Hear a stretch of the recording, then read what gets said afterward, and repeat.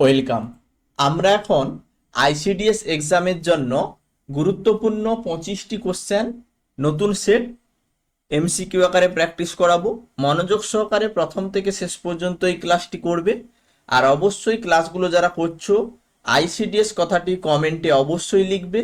ICDS এই ক্লাসগুলো continue করো, দেখবে এক্সামে তোমরা অবশ্যই কোশ্চেন কমন পাবে। আইসিডিএস এক্সামের জন্য তোমরা যদি ফ্রি অ্যাপ পাও, গুগল প্লে স্টোরে দেখবে আইসিডিএস এক্সাম প্রিপারেশন রয়েছে, সম্পূর্ণ বিনামূল্যে তোমরা এখানে তোমাদের সিলেবাস অনুসারে child development and nutrition, general studies, Bengali, math, বিস্তারিত অ্যান্সার সহ রিজনিং এরও কোশ্চেন অ্যান্সার দেওয়া রয়েছে, তোমরা এখানে পেয়ে যাবে। যেখানে বিভিন্ন পেইড ব্যাচের পিডিএফ দেওয়া হয়, এখানে কিন্তু সম্পূর্ণ ফ্রিতে কোশ্চেন অ্যান্সারগুলো দেওয়া রয়েছে প্র্যাকটিসের জন্য। আর যদি মনে করো সাজেশন পিডিএফ সংগ্রহ করবে, আইসিডিএস সুপারভাইজার এবং আইসিডিএস হেল্পার ওয়ার্কারের সাজেশন পিডিএফ তোমরা এই অ্যাপে পেয়ে যাবে।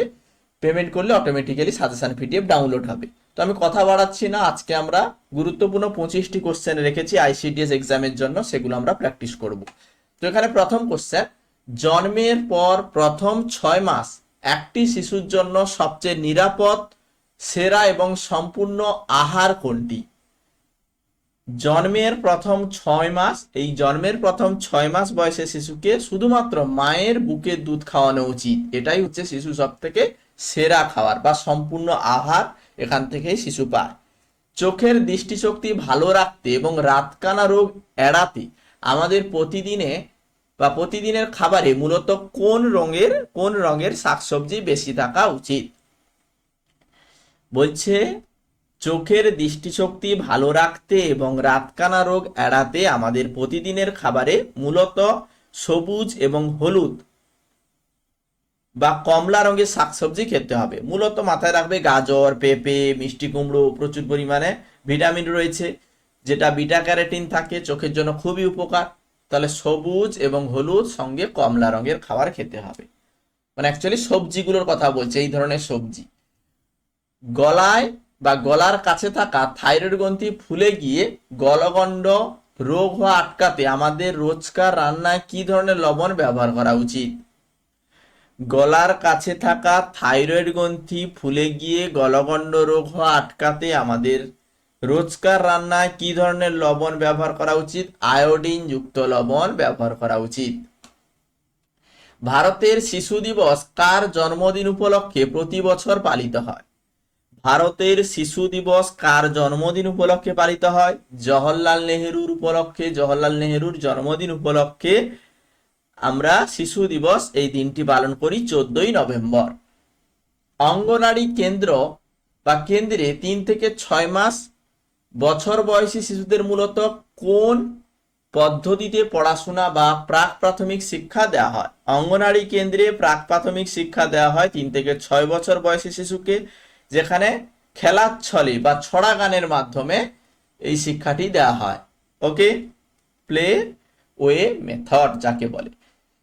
ডেঙ্গু বা ম্যালেরিয়ার মতো মারাত্মক রোগ বহনকারী মশার জন্ম ও বংশবৃদ্ধি আটকাতে আমাদের বাড়ির আশেপাশে কি জমতে দেওয়া উচিত নয়?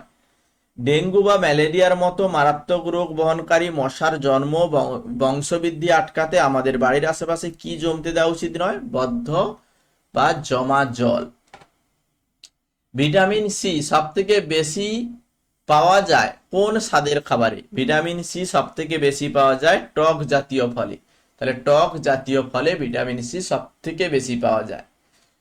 শিশুদের ডায়রিয়া, কৃমি বা পেটের নানা সংক্রামক রোগ ঠেকাতে খাওয়ার আগে এবং শৌচাগার ব্যবহারের পর কি দিয়ে হাত ধোয়া বাধ্যতামূলক?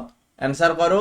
শিশুদের ডায়রিয়া, কৃমি বা পেটের নানান ধরনের সংক্রামক রোগ ঠেকাতে অ্যাকচুয়ালি সাবান ও জল দিয়ে হাত ধুতে হবে, কারণ শৌচাগার ব্যবহারের পরে সাবান ও জল দিয়ে হাত ধুতে হবে, যাতে নোংরা হাতে না থাকে।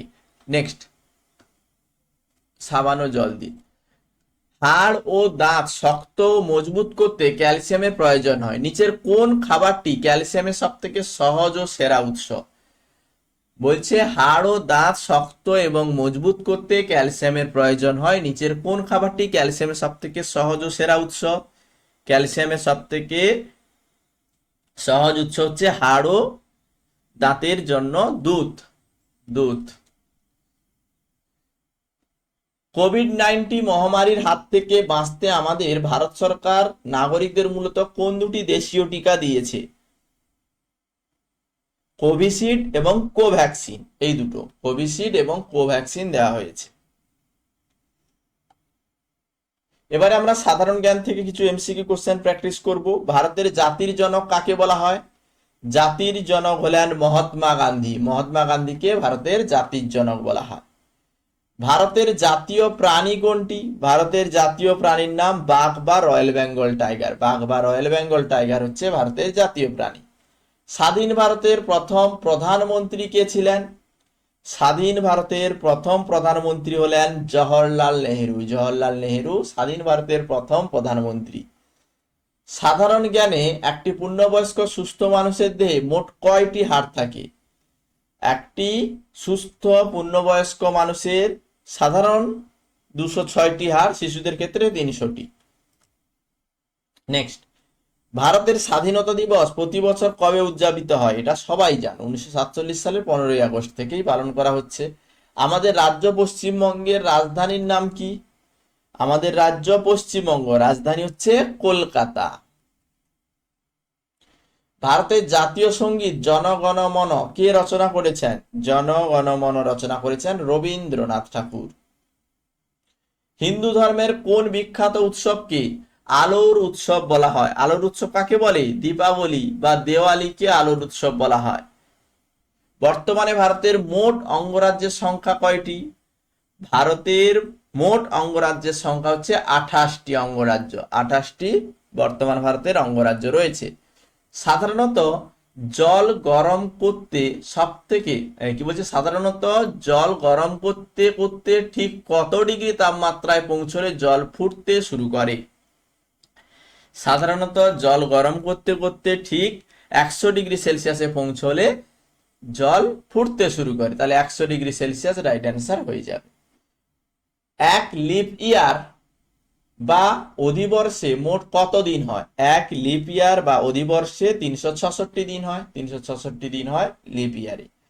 পৃথিবীর কোন দিক থেকে প্রতিদিন সকালে সূর্যোদয় হতে দেখা যায়? পূর্ব দিক থেকে, কিন্তু পশ্চিম দিকে পূর্ব দিকে পৃথিবী ঘুরছে, আমরা জানি পূর্ব দিক থেকে। সবুজ উদ্ভিদ তার নিজের খাবার তৈরি করার সময় সূর্যের আলো এবং বাতাস ছাড়া মাটি থেকে মূলের সাহায্যে কি টেনে নেয়? জল ও খনিজ লবণ টেনে নেয়। পশ্চিমবঙ্গের প্রধান এবং সব থেকে বড় নদী কোনটি? পশ্চিমবঙ্গের সব থেকে বড় নদী হচ্ছে ভাগীরথী হুগলি নদী, যেটাকে আমরা গঙ্গা নদী বলি। সপ্তাহে কয়টি দিন থাকে এবং কোন দিনটিতে সরকারি অফিস ছুটি সাধারণত ছুটি থাকে? বলো। 7 দিন রবিবার ছুটি থাকে, এটা তো সবাই জানে।